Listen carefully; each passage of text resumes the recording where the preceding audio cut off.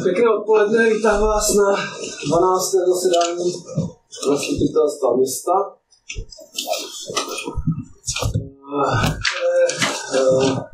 Bylo řádně svoláno dnes 10. června. Na dnešním jednání je přítomno zatím 13 zastupitelů. Omluveni jsou kolegové zastupitelé pan Nechtuta a pan Šafařík, pan Šafařík se v průběhu dostaví. Pozvánce vám byl zaslán následující program. Prvním bodem zahájení zasedání, druhým bodem je zpráva z jednání Rady města z 81. až 88. schůze. Třetím bodem jsou rozpočtové opatření provedené radou číslo 5 za rok 2024. Čtvrtým bodem schválení závěrečného účtu města za rok 2023. Pátým bodem schválení účetní uzávěrky k 31.12.2023. Šestým bodem opatření k nápravě nedostatků a chyb zjištěných při dílčím přezkoumání hospodaření města za rok 2023. Sedmým bodem prodej pozemku parcely číslo 3585 katastrální území Olešnice na Moravě, lokalita Piskačův Sad. Osmým bodem je prodej pozemku parcely číslo 2861 katastrální území Olešnice na Moravě, lokalita Piskačův Sad. Devátým bodem koupě části pozemku parcely číslo 2054/1 katastrální území Olešnice na Moravě. Desátým bodem je schválení mimořádné splátky úvěru na České spořitelny na ZTI Piskačův Sad a rozpočtové opatření číslo 6 za rok 2024 provedené zastupitelstvem. 11. bodem je schválení zadání územního plánu Olešnice, 12. bodem je bod různé, 13. bodem diskuze, 14. bodem rekapitulace usnesení, 15. bodem závěr. Navrhuji do dnešního programu do bodu 4 přidat ke schválení závěrečného účtu města za rok 2023 schválení zprávy z kontrolního finančního výboru. Takže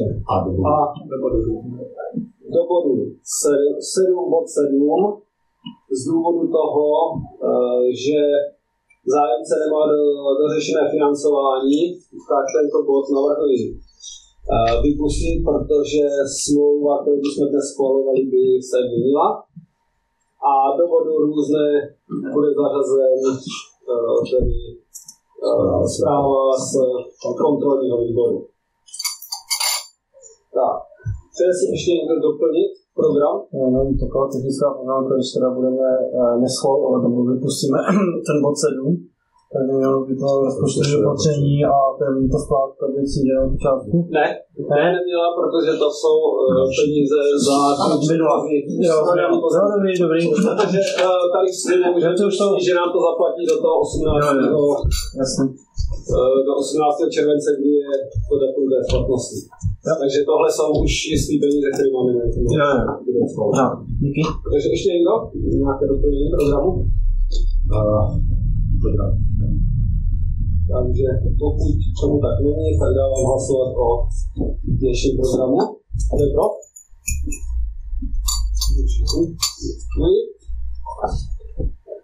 Ověřovateli zápisu navrhuji pana Martina Novotného. Souhlasíš? A Aleše Prokopce? Souhlasí? Takže kdo je pro to, aby zapisovateli byl ověřovateli byli pan Novotný a pan Prokopec? Zdržel se? 2 proti. Zapisovatelkou určí paní Večeřovou a zápis z 11. sedání zastupitelstva byl řádně ověřen a je k nahlédnutí či tajemnice svého úřadu. Dále upozorňuji, že ze zasedání se pořizuje audiozáznam pro potřeby zápisu ze zasedání a probíhá taktéž online vysílání. Přejdeme k druhému bodu dnešního programu, což jsou zprávy z jednání Rady města města z 81. až 88. schůze. Rada města Olešnice na svých jednáních z 81. až 88. schůze ve volebním období 2022 až 2026 přijala schvalovací usnesení, která jsou k nahlédnutí na webových stránkách města a byly součástí podkladových materiálů. Tam se máte k tomuto nějaké dotazy ke zprávě jednání rady města. Já bych měl dotaz 81. schůzi. Rada města schvaluje záměr pronajmu nebytových prostor, budova číslo 25, předpokládám, že to bývalý bistro. A je tam nějaký zájemce si zatím dlouho se to. Musím to zinzerovat přes nějaký asi realitní. To jsem přesně chtěl navrhnout, jestli už není žádoucí to dát někam dále, protože to se nikdo nechytne. No pak ještě vlastně si tam třeba jako slovo nebo něco. No je to, uvidíme, pokud se někdo přihlásí do toho videa. No, slyší. Jestli si můžu zeptat 81. schůzi a potom následně v 83. se řešil nákup židlí a stolů pro kulturní hodinu.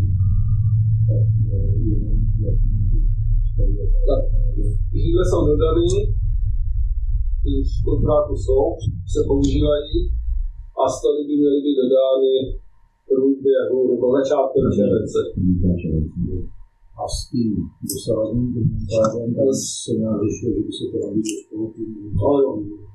Část dosavadního inventáře je ponechána v prostorách kontraktu, aby se nedala využívat ke svatbám a případně nějakým oslavám venku na zahradě, aby se tam nevytahovaly ty nové věci. Část židlí, myslím, že 80 kusů si odvezli chovatelé na táčkárnu a 30 židlí si vzali do kostela, nebo na faru. Určitě dobře se nevím, jestli kostel nebo fara. A ještě tam nějaký židle zbývají, byla tady žádost, že se, že by chtěli do kontraktu.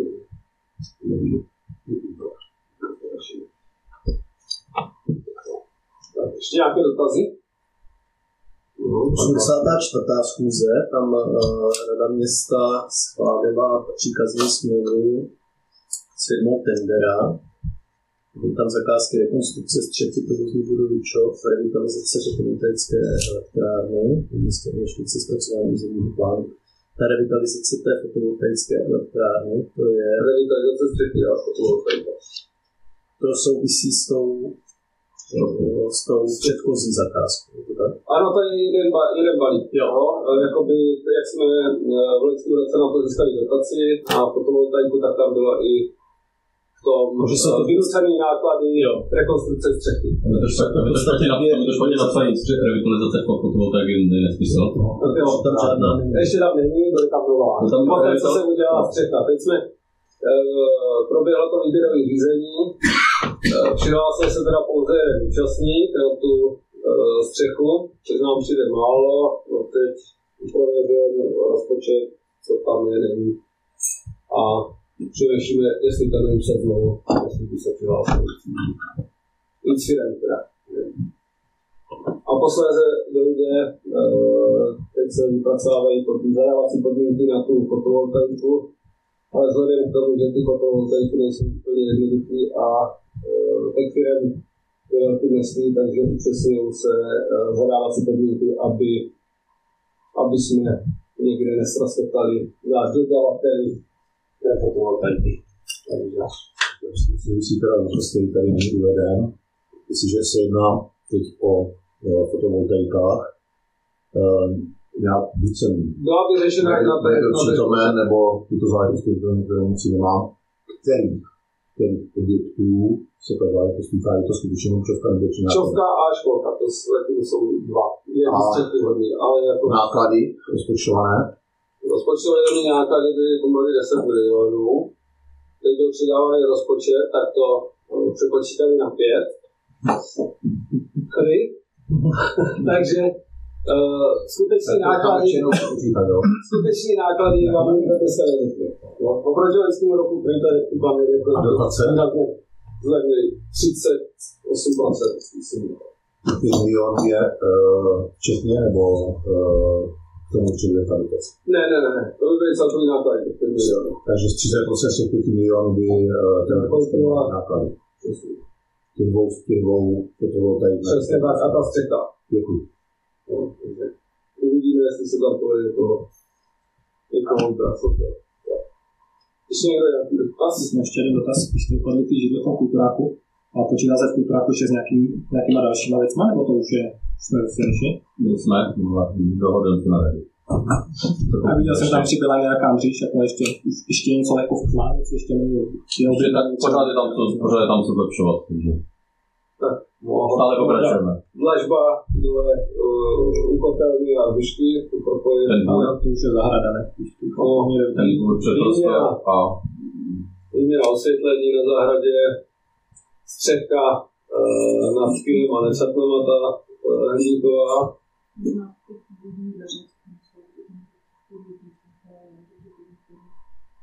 ty dveře, ano, tam dělají stávají se.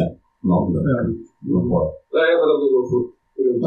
A jsou ještě nějaké, ještě jsem tam chtěl nějaký nábytek, mám ještě nějaký sedací nábytek, dokoupit stolky na terasu, možná tam udělat oplátěnou střechu proti slunci. Takový ano, tak mluvíme se o tom, zatím nic neobjednali. Ne, studii plány, jestli se jdeme do našeho... Do kterýho myslíte teď? Ale to schváleného rozpočtu. Když se chce dělat zkušenou opatření, to je problém. No tak můžeš s tím zase dělat s tím problém. Tak může. Já mu to přednesu a buď to odsouhlasí nebo ne. Ale zatím nic není takhle, už není teďka, objednali jsme tam ty židle a stoly a nic jiného. Tu mříž, tak to dělal zaměstnanec obce, takže to stále jenom ten materiál. Takže to nebylo nic, to bylo navíc. Toho pochváte. A nic jiného tam není, už tam nic jiného objednaného není. A dokupujeme drobný vybavení, například jsme koupili vidličky a nože, které tam prostě chyběly teďka. Tak ona ještě nakupujete velké množství, tak samozřejmě jsou větší částky. A když budeme mít třeba jako zábavu, je možný použít ten ledovač, co tam je vedle. Jo, to jsme se rozhodli určitě, jo. Tam, jako, nechceme, aby tam chodili úplně všichni, tak buď si to pronajme jako ten bar, anebo když tam půjdeš třeba ty sám, tak určitě... Jako mě stačí to zapnout. Jo, určitě, je to na to dělané, určitě jsme s tím počítali, bavili jsme se o tom a jo, je to tam už dostají určitě a užívejte to. Je to třeba něco speciálního, nebo stačí říct? Ne, stačí říct, to jo, stačí říct. To je automaticky, se vypne. Jo, když se to naplní, tak si to vypne a takže to vždycky můžu zapnout den předem. A není to závislý na teplotě, takže ona je to chlazený vodou. Takže to furt vyrábí stejný množství vodu a jak zimí. A ještě kolik stála ta myčka? A myčka stála 40 000. 45. Jaká myčka? Myčka. Myslím, že myslím třeba do zahrady. No, já takhle, když se necháme toto do diskuze. Jo. Já vám řeknu, že pak byly tam 2 svatby, tak tam samozřejmě máme nějaké poznatky z toho, co by ještě chtěli zlepšit, nebo co tam byly nějaký direktor. Štěpáne, hodnotě. Jo. Necháme se to na diskuzi. Jestli můžu ještě 87. rada schválená smlouva o spolupráci s tradicí Slovácka, Letnička na výběr dodavatele plynu elektrické energie Podmínské Olešnice a vyššího Moše. Tak to je každoroční nákup přes Bruzu, přes tady organizaci. A vysoutěží by se nějaké lepší podmínky než na tohle by si připravil. V prvním roce to bylo 1/3. No už to není tak výrazný, určitě to bylo, ale pořád je to. Pořád ty nákupy na burze jsou lepší než vystupovat jako jedné. A ještě z té stejné rady schváluje objednávku na čištění vodovodního pokrývky města Olešnice na řízeného protlaku po úsecích. Tam je to, co se jednalo. To je objednávka od firmy, která je nějaká startupová z VUT Brno. Mají vymyšlený nějaký projekt na proplachování potrubí, už to dělali desítka obcí. Zpracují plán proplachu po nějakých určitých úsecích, pak učí mašinku napojit se na ten hydrant, potřebuji toho třetí vody celý den, aby se použila běžně, když se to proplakuje tím, že se otevře hydrant. A takhle bychom chtěli komplet vyčistit. Vyčistit po celé Olešnici a tvrdili hlavně, že při tom odkalování tu vodu neskaní. Nevím, jak to dělají, ale je to nějaká razová metoda. Tak třeba to je. Myslím si, že mohli si to zasloužit. A ještě poslední 88. schůze rady, tak tam rada města bere na vědomí žádost paní nákladovskou vlastnictví pozemků a tak dále, a s tím, že to bylo předáno právní zástupcům, co se tam jmenuje. To se jedná o tu chatu na Rovník. Nevím, jestli to bylo před rokem, před 2 jsme tam směňovali část pozemku, který ona tam udělala jako při 100 podletech, tak my jsme to směňovali za naše pozemky. A teď momentálně přišla s tím, že doma našla nějaké listiny a že vlastně ty pozemky už si dávno kdysi do města MNV koupila. Co se dostala směňovat? Ne, v podstatě celou tu zahradu. Nebyl nějaký pozemky na to. No, takže nevím který, protože samozřejmě proběhla digitalizace, proběhly tady pozemkové úpravy, takže pozemky se přečíslovaly, takže bylo těžké to porovnat, takže na katastru nám teď srovnávací se samými parcely dělali a tady takové věci, aby jsme vůbec nějak mohli pracovat. Dohledávali se listiny a teď to řeší právnička. Co tam, k čemu tam došlo. Situace se tady opakovala několikrát v minulosti s tím, že myslím národní výbor, který zástupce státu, tehdejší to nebyla samospráva, věci uskutečnila, ale nikdy nebyly vloženy do katastru, tím pádem jsou zaknihovaný a tím pádem neprýmí. No, je to tak, takže ona sice doložila nějaký listiny, na základě kterých to chtěla přestat. Myslím si, že asi nemůžu předjímat. Myslím si, že brzo bude mít rezime a takový text. Ještě někde nějaký docaz s zprávám. Není tomu tak, já bych návrh na usnesení. Zastupitelstvo města Olešnice v souladu s ustanoveními zákona o obcích bere na vědomí zprávu z jednání rady města z 81. až 88. schůze ve volebním období 2022 až 2026. Kdo je pro? 14.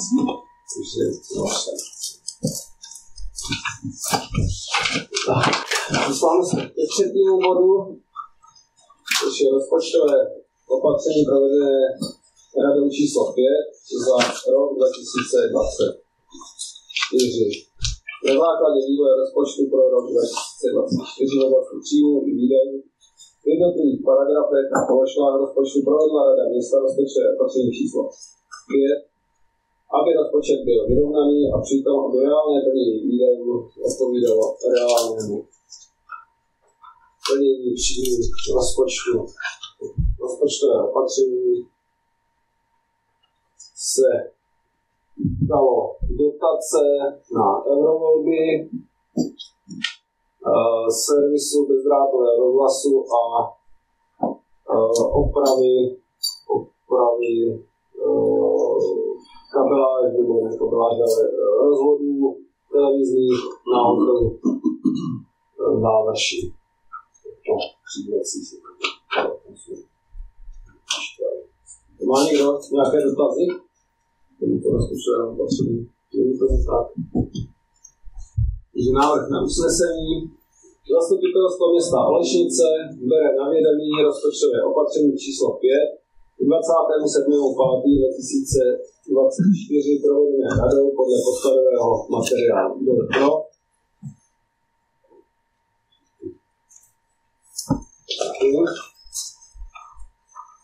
Čtvrtým bodem dnešního zasedání je schválení závěrečného účtu města za rok 2023. Zpracování závěrečného účtu a náležitosti upravuje paragraf 17 zákona číslo 250/2000 sbírky o rozpočtových pravidlech územních rozpočtu v platném znění. Součástí závěrečného účtu je zpráva o výsledku přezkoumání hospodaření. Podkladový materiál je přiložen a byl vyvěšen na úřední desce městského úřadu. Lidi poprosil o zprávu finančního výboru. Děkuji. Ještě než ji přednesu, rád bych upozornil na jednu chybu v návrhu závěrečného účtu za 2023.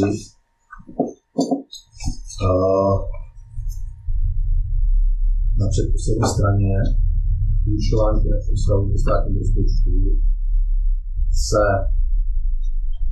v paragrafu 17.508 objevuje přijatá dotace ve výši 5 478 400 na atletický areál a víceúčelové hřiště základní školy a mateřské školy města Lužnice. Správně by mělo být oprava kulturního domu. To by asi měl, protože tato dotace už proběhla. Ano. Tam bude písařská chyba. Jo, takže poprosím, aby jsme tuto záležitost, když budeme schvalovat, už jako opravené. Jo? Tak, zprávy finančního výboru. Nebudu teď hodnotit, jestli to mělo se znovu na úřední desce. Kapitola příjmy. Celkové příjmy rozpočtu 2023 čili 86 239 708 korun. Oproti schválenému rozpočtu, který byl 63 621 300 korun, byly příjmy o 22 milionů korun 618 408 vyšší. Příjmy byly ovlivněny příjmy nahodilými, které se nebudou opakovat. Proto je třeba pro přípravu budoucího plánování rozpočtu konstantně vnímat daňové příjmy, kde díky podílu města na rozpočtovém určení daní je možná predikce poměrně přesně. Na daních mělo město příjem ve výši 39 milionů 742 900 korun. Z nedaňových příjmů rozpočtu byly zásadní příjmy z vlastního hospodaření města, provozování vodovodu a kanalizace, kde byl schválený rozpočet 12 milionů 300 000 korun. Skutečnost pak byla 10 milionů 504 korun. V rámci hodnocení příjmu obce za 2023 se výbor zaměřil zejména na nahodilé příjmy, které se neopakují, přijaté úvěry, dotace a zapojení zůstatku na účtech. Nahodilé příjmy. Mezi nahodilé příjmy patří například příjmy z prodeje majetku a jednorázové dotace. Významným příjmem z neopakovatelných nahodilých příjmů byla platba státu za krizové ubytování uprchlíků z Ukrajiny, kulturní domě ve výši 905 400 korun. Dalším velkým nahodilým příjmem byl prodej nemovitostí v majetku města, pozemků v lokalitě Piskačův sad ve výši 4 148 786 korun a prodej dvou bytů v bytové domě Skalky ve výši 6 milionů korun. Za druhé přijaté úvěry. Město během roku přijalo úvěr ve výši 19 milionů 690 952 korun. Tento úvěr byl využit na financování zasyťování pozemků v lokalitě Piskačův sad. Takto se dluh v předchozí období 2022 z předchozích investičních projektů ve výši 6 milionů 969 991 korun zvýšil na dluh ve výši 24 milionů 881 861 korun na konci roku 2023. Když část dluhu z předchozí období byla v roce 2023 splacena. Meziročně došlo k navýšení dluhu města 18 milionů 738 458 korun. Dotace. V roce 2003 obec obdržela jednorázovou dotaci ve výši 5 milionů 478 309 korun na opravu kulturního domu získanou z programu Obnovy venkova Ministerstva pro místní rozvoj České republiky v roce 2022. Školou získanou evropskou dotaci na tzv. Šablony ve výši 2 milionů 429 481 korun. Zapojení zůstatku na účtech. Na začátku roku 2023 byl zůstatek na účtech města a jeho fondů ve výši 16 milionů 65 638 korun. Na konci období pak byl zůstatek na účtech města a jeho fondů ve výši 24 milionů 881 861. Zůstatky na účtech se meziročně navýšily o 8 milionů 816 223 korun. S tím, že z této částky je třeba uhradit mimořádnou splátkovou částku na zasyťování pozemků a lokalitě Piskačův sad ve výši 4 miliony 148 786 v roce 2024. Kapitola druhá výdaje. V kapitole výdajů se výbor zaměřil na výdaje, které nebyly původně rozpočtovány a byly čerpány v závěru roku, a naopak na výdaje, které byly plánovány, ale nečerpaly se. Dále uvádí některé výdaje na opravy, které nebyly čerpány. Celkové výdaje činily 96 471 998 korun, oproti schválenému rozpočtu 100 724 400. Neplánované výdaje čerpané v průběhu roku. V průběhu roku došlo k několika neplánovaným výdajům. Nejvýznamnější z nich byly oprava kulturního domu, stavba zařízení ve výši 15 229 508 korun, z původně rozpočtované částky 4 303 miliony z paragrafu rezervy, tedy navýšení o 7 929 508 korun. Výrazně byl navýšen proti schválenému rozpočtu také nákup ostatních služeb 200 000 korun na 829 234 korun, kde jste jako část vyčleněné náklady na projekční činnost autorského rozdělu 692 750.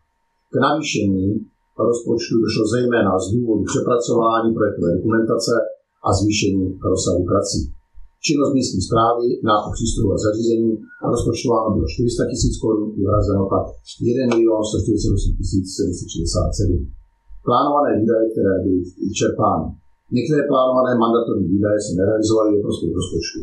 Jednalo se především o predikované náklady na spotřebu elektrické energie a plynu v době krizového období, skokového nárůstu cen a spotového nákupu energií. Ceny elektrické energie a plynu nebyly tak vysoké, jak byl předpoklad. Například rozpočtované náklady na elektrickou energii čerpačky pitné vody byly 600 000 korun, skutečnost pak 285 000 korun. Energie nadměrných chadlek a dalších zařízení čističky byla rozpočtována na 1,5 milionu, skutečnost byla 1 900 000 korun. Kulturní domě počítala rozpočet z částky 300 000 korun, skutečnost byla 173. Veřejné osvětlení bylo rozpočtováno 680, skutečnost 147. Celkově elektrická energie byla rozpočtována na 3 623 000 korun, skutečnost byla 1 939 238. Tedy nákup elektrické energie proti rozpočtu byl o 1 685 762 korun vyšší. Proti rozpočtu předpoklad 2 290 000 korun byly skutečné náklady na plyn 690 000 korun. Tedy náklady na nákup plynu proti rozpočtu byly o 1 599 681 korun vyšší. Nebyly realizovány některé výdaje ze schváleného rozpočtu, které rozpočtu schválil. Jednalo se především o odkup nemovitostí z dědictví na ulici Tupinské, rozpočtováno 1 150 000 korun, a dále neproběhla rekonstrukce opěrné zítky oprava v základní škole, rozpočtováno 70 000 korun. Výdaje na opravy, které nebyly vyčerpány. Konkrétní výdaje na opravy, které nebyly vyčerpány, zahrnují opravu místních komunikací, plánováno 500 000, čerpáno 12 739 korun, oprava sítě vodovodu, plánováno 1 000 000, čerpáno 560 000 korun, oprava sítě kanalizace, plánováno 2 800 000, čerpáno 766, opravy v muzeích 100 000, čerpáno 15 528. Oprava v oblasti kultury plánováno 50 000, čerpáno 29, lékařské středisko plánováno 50, čerpáno 8, opravy v území rozvoji nezařazené plánováno 700 000, čerpáno 13 000. Opravy v oblasti odpadů plánováno 50 000 korun, nebylo čerpáno vůbec, a v oblasti sociálního bydlení bylo plánováno 50 000 korun, bylo čerpáno 33 000 korun. Z výše uvedeného vyplývá, že z plánovaných výdajů na opravy ve sledovaných položkách ve výši 5 700 000 korun se podařilo realizovat v opravách pouze malou část prostředků schválených rozpočtu, totiž je 1 540 848 korun, tedy nečerpáno bylo 4 159 152 korun. Velmi nízké bylo tedy čerpání schválených finančních prostředků na opravu komunikací a kanalizací. Analýza rozpočtu. Plnění rozpočtu. Celkový rozpočet obce pro rok 2023 byl sestaven s ohledem na předpokládané příjmy a výdaje. Avšak vzhledem k neplánovaným výdajům a nečerpání těch plánovaných prostředků došlo k odchylkám. Druhé příjmy. Celkové příjmy zahrnovaly běžné příjmy z daní, náhodové příjmy, jaké pro majetku ve větším rozsahu, přijaté dotace, oprav kulturního domu, šablonní škola a investiční úvěr. Zdroje výdaje obce byly čerpány jak z běžných příjmů, tak z přijatých úvěrů a dotací. Neplánované výdaje v závěru roku byly kryty z volných prostředků a částečně z úvěru. Některé investice nebyly realizovány, což umožnilo převedení prostředků na jiné projekty, případně převod do rezerv zůstatku na účtech. Doplnění zdrojů, zajištění finanční stability a plnění investičních záměrů byla využita kombinace úvěrů, dotací a rezervních fondů. Přijatý úvěr umožnil realizovat klíčový projekt zesíťování stavebních pozemků v lokalitě Pískačův sad, zatímco dotace poskytují potřebné finanční investice v oblasti školství a infrastruktury kultury. Nevyčerpané prostředky byly přesunuty do rezervního fondu pro budoucí využití a splátku úvěru v dalším roce. Závěrem lze konstatovat, že město dokázalo efektivně reagovat na neplánované výdaje a zároveň optimalizovat využití dostupných zdrojů, což přispělo k celkovému pozitivnímu hospodaření v roce 2023. Výbor doporučuje investice lépe finanční plánovat, aby nebylo nutné provádět rozpočtová opatření velkého rozsahu a zaměřit se na realizaci neplánovaných běžných oprav majetku. Za výbor. Děkuji. Můžu? Takový komentář poskytnout. Děkujeme panu řediteli za vyčerpávající zprávu finančního výboru. A jak teď chtěl se na pravou míru některé informace, které jste tam četl. Jednak ten rozdíl těch příjmů byl takový už jenom proto, že třeba v fázi, kdy se tvořil rozpočet, tak do toho nemohly zahrnuty dotace na kulturní dům. Úvěr není součást příjmu. Prodej bytu taky tam nemohl být, že ani jednou jsme neměli papírově vlastně podložení. Takže to tam nemůže být, to už se bavíme o nějakých 11 milionů. Takže on ten rozdíl ve skutečnosti, když jsme se podívali na upravovaný rozpočet rozpočtovým opatřením, nebyl 22 milionů, ale byl nějakých 9. No. To tak bylo. Jo, 63 bylo rozpočtové, když se vytvářel. To nerozporuji, já jenom to schváleno, pak došlo k celé řadě rozpočtových opatření. Ano, ale to tak prostě rozpočet se tvoří s nějakou vizí a s nějakýma informacemi. Sám jste říkal, že se máme držet tady, nebo doporučení, držet se rozpočtové určení daní.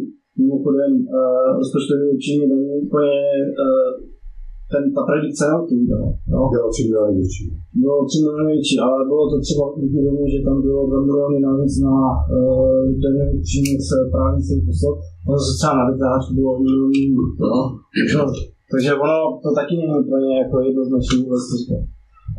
Kulturní dům, jenom tam jste říkali, že to bylo 7 milionů rozpočtovaných a 15 milionů skutečně. To není pravda.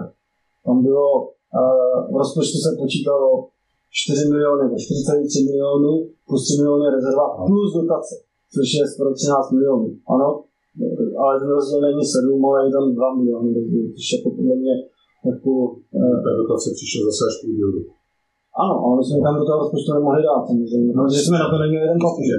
Ale rozpočtovaný v podstatě, protože my jsme s tou dotací tíše doufali. To konstatováno, že se jednalo o přepracování projektu, jo? Takže... Jenom, že jsme se na to nemohli spolehnout, my jsme se na to nemohli spolehnout, protože jsme nevěděli, jestli ministerstvo s tím bude souhlasit. A že to bylo, no tak to bylo, že tam to tady potvrdit. Ani ta tendera nám nebyla schopná říct, přepracujeme projekt a tu dotaci dostat. Oni nám ji de facto dali. Ale až... Na opravu, ne na přístavbu. No, ne, na rekonstrukci. Ale s tím, že nám ji přiznají až ve chvíli, kdy budeme mít stavební povolení a budeme mít vybraný vododovatel. A to jsme samozřejmě neměli v únoru, nebo na konci ledna jsme sestavili rozpočet. Ale počítali jsme s tím, že to bude stát 13 milionů, ne 7, tak jak tam říkáte. To není přesný. Znovu opakují, konstatují rozpočet. To, že mezi tím proběhla celá řada rozpočtových opatření, nahodilých příjmů a podobných záležitostí, to jsou tady konstatovány. A to nebyly nahodilé příjmy, ale prostě většinou, kdy tvoříte rozpočet akreditaci, když nemáte... Ale to nikdo nezpochybňuje. Ale ta formulace není úplně šťastná do mého názoru. To říkám zase já za sebe, jako nemusíme s tím souhlasit. Já jenom říkám, že třeba na tom kulturním domě tam to vypadá, že jsme... No, že jsme místo původně plánovali 7,5, tratili 15,5, ale plánovalo se z 13, protože se počítalo v té dotaci. Takže jako ta formulace není úplně šťastná z mého pohledu teda. Ta dotace byla získána na opravu kulturního domu, kde se počítala dokonce do soutěženo v roce 2020, abych teď si nespletl 22, za částku 5 milionů 600, a to v podstatě oprava, generální oprava bez nějakých větších změn. Ta přepracování vlastně znamenalo to navýšení. A potom potenciálně možná obávu z toho, co ministerstvo pro místní rozvoj této záležitosti řekne. Tomu rozumím. Ale jako byli jsme připraveni na to, jako podotknu, že s tím úplně nevím, pokud by to samozřejmě nepřijmuli, tak bychom se drželi toho původního plánu. Proto to takhle bylo v tom rozpočtu děláno. Ale to je jenom technická věc. Jestli ještě někdo má nějakou Někdo? Dal bych návrh na usnesení. Zastupitelstvo města Olešnice schvaluje závěrečný účet města za rok 2023 a vyjadřuje souhlas s celoročním hospodařením s výhradou a bere na vědomí zprávu finančního výboru. Kdo je pro? Děkuji. Dalším pátým bodem je schválení účetní závěrky k 31.12.2023. Sestavení účetní závěrky upravuje paragraf 18 zákona číslo 536/1991 a tvoří rozvaha, výkaz zisku a ztráty, příloha, která vysvětluje a doplňuje informace obsažené v rozloze a výkazu zisku a ztráty. Účetní závěrka k 31.12. kalendářního roku se schvaluje zastupitelstvo obce. Náležitosti protokolu upravuje vyhláška Ministerstva financí číslo 220/2013 výroky o požadavcích na schvalování účetních závěrek některých vybraných účetních jednotek. O schválení účetní závěrky se sepisuje tento protokol. Zastupitelstvo města Olešnice jednalo o účetní závěrce města k 31.12.2023 dne 18.6.2024 na 12. zasedání zastupitelstva. Na jednání bylo přítomno v době hlasování o tomto bodu programu 14 členů zastupitelstva, což je nadpoloviční většina z 15 členného zastupitelstva města. O schválení účetní závěrky města k 31.12.2023 hlasovali tito členové zastupitelstva města. Jmenovitě budou vypsáni přítomní členové zastupitelstva. Zastupitelstvo města Olešnice schválilo účetní závěrku města Olešnice 31. prosince 2023. Bude uvedeno počet hlasujících pro, proti a zdržel se pod usnesením a složení dokladů účetní závěrky je následující rozvaha sestavená k rozvahovému dni 31. prosince 2023. Výkaz zisku a ztráty sestavený k rozvahovému dni 31. prosince 2023. Příloha sestavená k rozvahovému dni 31. prosince 2023. Zpráva o inventarizaci 31.12.2023. Má někdo k tomuto nějaký dotaz k tomuto bodu? Není tomu tak? Na usnesení zastupitelstvo města Olešnice schvaluje účetní závěrku města Olešnice k 31.12.2023 na základě předložených dokladů. Kdo je pro?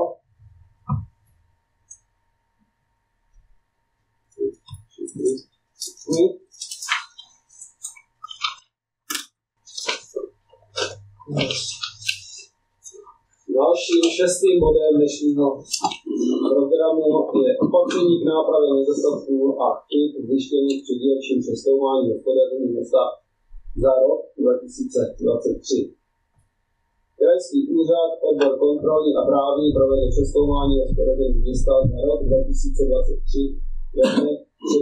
až 5. dubna 2024. Byla přijata opatření k nápravě chyb a nedostatků s termíny a personální odpovědností vys podkladový materiál. Máte někdo k tomuto bodu dotaz? Není tomu tak. Dal bych návrh na usnesení. Zastupitelstvo města Olešnice schvaluje opatření k nápravě chyb a nedostatků zjištěných při přezkoumání hospodaření za rok 2023 podle podkladového materiálu. Kdo je pro? Děkuji. Sedmý bod je vypuštěn. Dostáváme se k 8. bodu, což je prodej pozemku parcelní číslo 2861 katastrálních území Olešnice na Moravě, lokalita Piskačův sad. Záměr prodeje pozemku v lokalitě Piskačův sad, třetí etapa, který byl schválen zastupitelstvem dne 16. ledna 2024 a vyvěšen na úřední desce městského úřadu v Olešnici. Podmínky prodeje i ceny jsou zakomponovány návrhních smluv. Na vyvěšený záměr prodeje reagoval svojí žádosti pan s tím, že akceptuje veškeré podmínky uvedené v záměru. Má někdo k tomuto prodeji? Není k tomu tak. Návrh na usnesení. Zastupitelstvo města Olešnice schvaluje prodej pozemku parcelní číslo 2861 katastrálních území Olešnice na Moravě a kupní smlouvu s panem a pověřuje starostu města podpisem kupní smlouvy. Kdo je pro?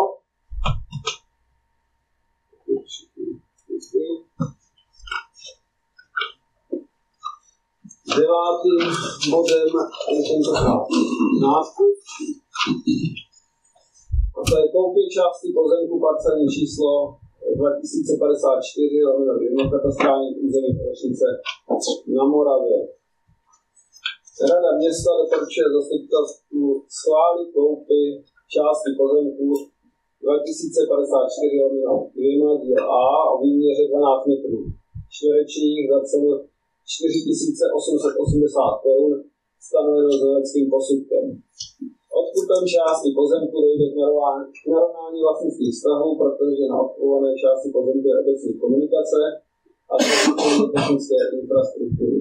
Dále na pozemku budou při rekonstrukci nízkého napětí ulici v Hůdkách instalovány nové rozvodní skříně pro budoucí výstavbu bytového domu a pro dům chráněného bydlení.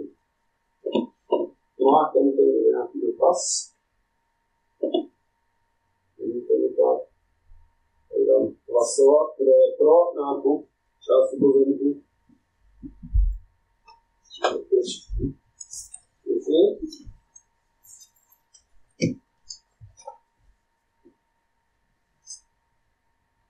Desátým bodem dnešního programu je schválení mimořádné splátky úvěru od České spořitelny, základní technická infrastruktura Piskačův sad a rozpočtového opatření číslo 6 za rok 2024 provedené zastupitelstvem.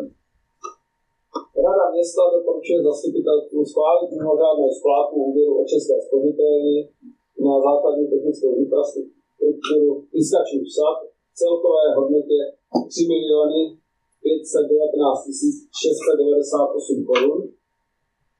V lokalitě Piskačův sad byly zatím prodány 2 pozemky, parcelní číslo 3583 za cenu 1 592 022 korun a pozemek 3571 za cenu 1 927 676 korun. Po prodejní dalších pozemků v lokalitě Piskačův sad je další možnost mimořádné splátky tohoto úvěru dne 18.10.2024. Má někdo k tomuto bodu nějaké dotazy? Není tomu tak. Návrh na usnesení. Zastupitelstvo města Olešnice schváluje mimořádnou splátku úvěru číslo 071 32 50 149 LCD ke dní změny sazby Pribor 18.7.2024 celkové výši 3 519 698 korun a rozpočtové opatření číslo 6 k 18.6.2024 dle předloženého materiálu. Kdo je pro?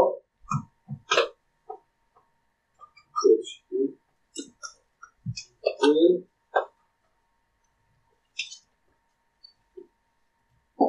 Jedenáctým bodem je schválení zadání územního plánu Olešnice.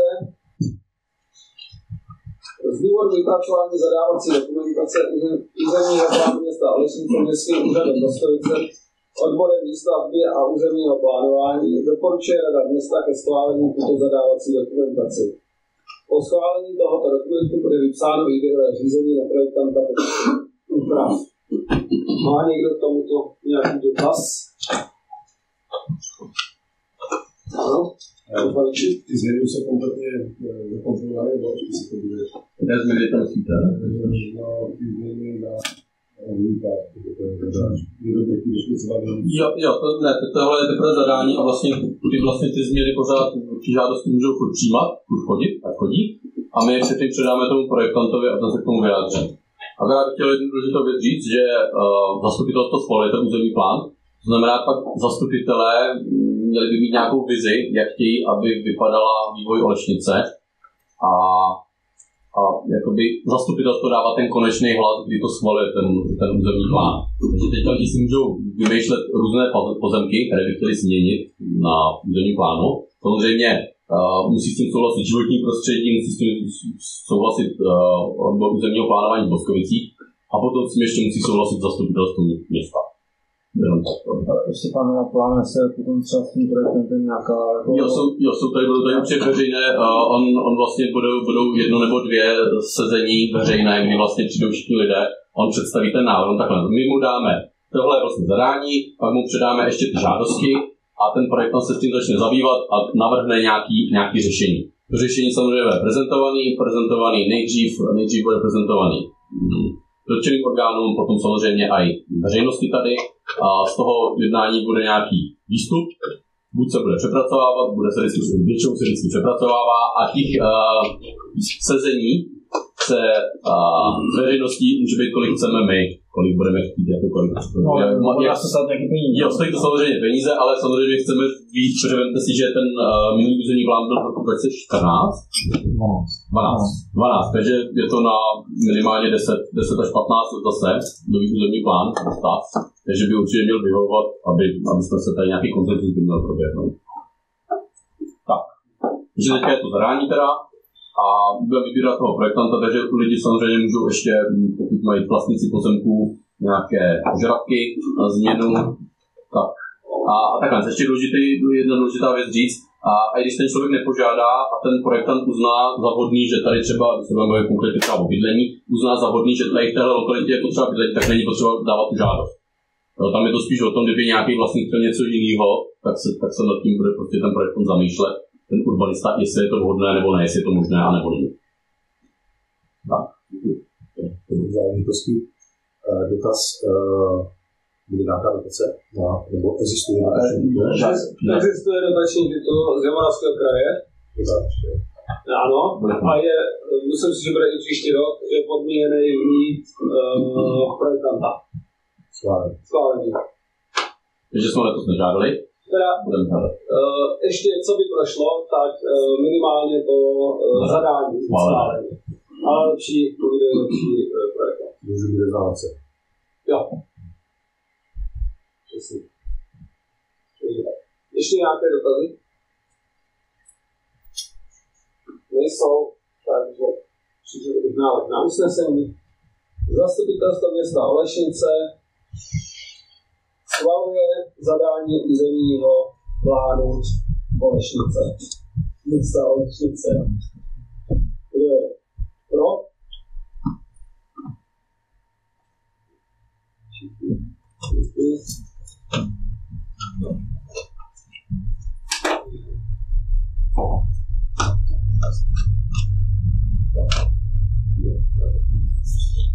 Ano, teď se dostáváme do důležité, ve kterém zazní zpráva z kontrolního výboru. Prosím, pana Marečkova. Takže před samotným jednáním tohoto zastupitelstva proběhla schůze kontrolního výboru a kontrolní výbor přijal podle usnesení. Kontrolní výbor konstatuje, že Rada města nedodržela usnesení zastupitelstva města. Pochybení došlo, když zastupitelstvo města pověřilo Radu města na svém 8. zasedání usnesením E1, cituji. Radu města vyvěšením záměru pronájmu hotelu Závrší do konce měsíce září. Rada města tento záměr však schválila na své schůzi 2.10.23, využitím došlo až 6.10.20. Víc jsme to SPD. Děkuji za zprávu. Takže návrh usnesení. Zastupitelstvo města Olešnice bere na vědomí zprávu kontrolního výboru. Kdo je pro? Děkuji. Dostáváme se k 13. bodu a to je diskuze. Můžeme pokračovat tam, kde jsme skončili. Jo. Mostoráku Štěpáne, to dobrý. Co máš? Jo, tak rychlosti, jo? Já vím, že toho tam máš. A byly tam dvě svatby a byli nadšení hosté, byli nadšení z kulturáku, byli nadšení z baru. Jediný, co si stěžovali obě dvě, nebo stěžovali, co vznesli jakoby podnět, bylo to, že kuchaři, který vaří v nářadovně, nebo jak se jmenuje jinak, Bouvna, takže prostě ta kuchyňka je malá, mikro, chybí jim tam velký dřez, chybí jim tam myčka, chybí jim tam 1-2 sporáky navíc, chybí jim tam velká lednička, protože když to přináší v těch plechových tácích, tak prostě do té ledničky se to nevejde. Takže to byly podněty obou dvou stejný. Takže se vydávání nenavaření.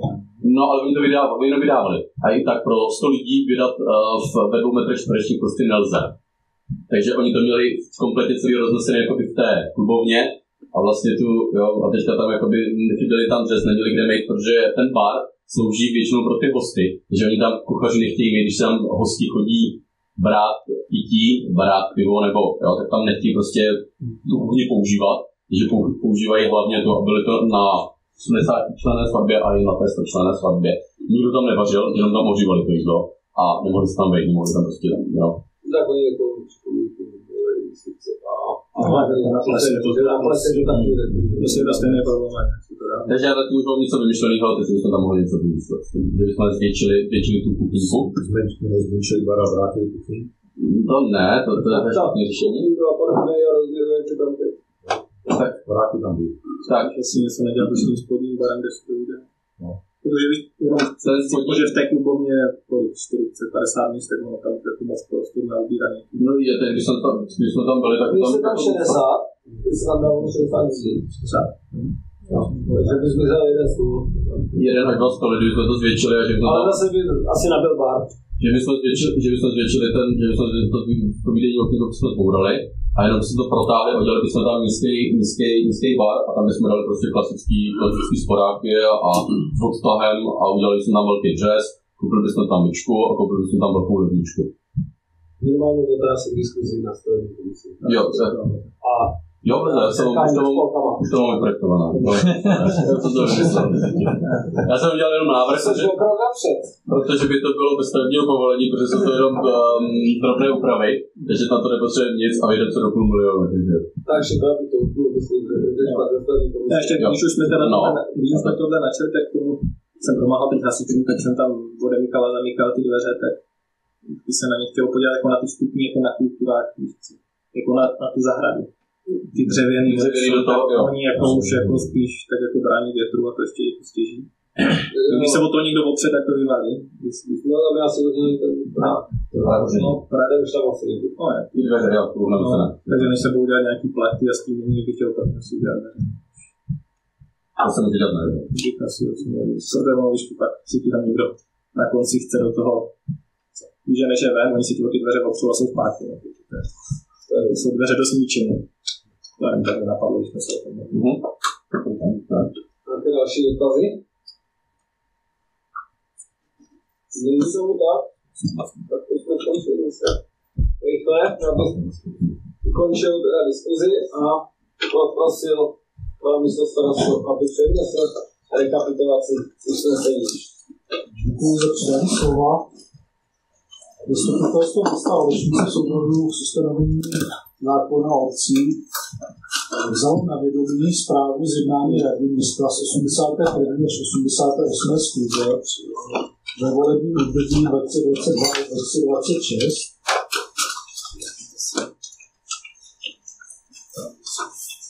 Dále vzala na vědomí rozpočtové opatření číslo 5 27. 5.2024 provedené budou podle podkladového materiálu. Dále schválilo závěrečný účet města za rok 2023 a vyjádřilo souhlas s celoročním hospodařením s výhradou a vzalo na vědomí zprávu z finančního výboru.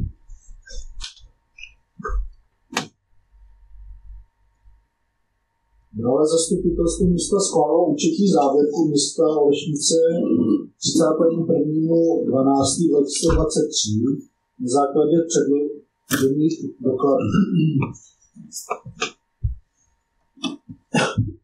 Následně schválilo opatření k nápravě chyb a nedostatků zjištěných při přezkoumání hospodaření města za rok 2023 podle podkladového materiálu.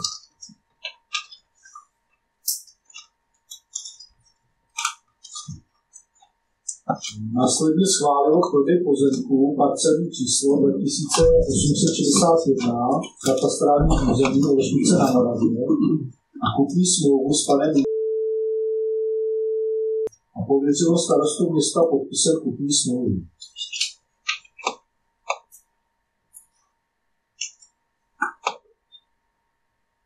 Dále schválilo koupit části pozemků parcelní číslo 2054/2 díl A katastrální území Olešnice na Moravě za cenu znaleckého posudku číslo 3952/13/24 a pověřilo starostu města podpisem kupní smlouvy. Následně schválilo mimořádnou splátku úvěru číslo 071 3250 149/LCD ke dní změny sazby PRIBOR 18.7.2024 celkové výši 3 519 698 korun a rozpočtové opatření číslo 6 18.6.2024 dle předloženého materiálu.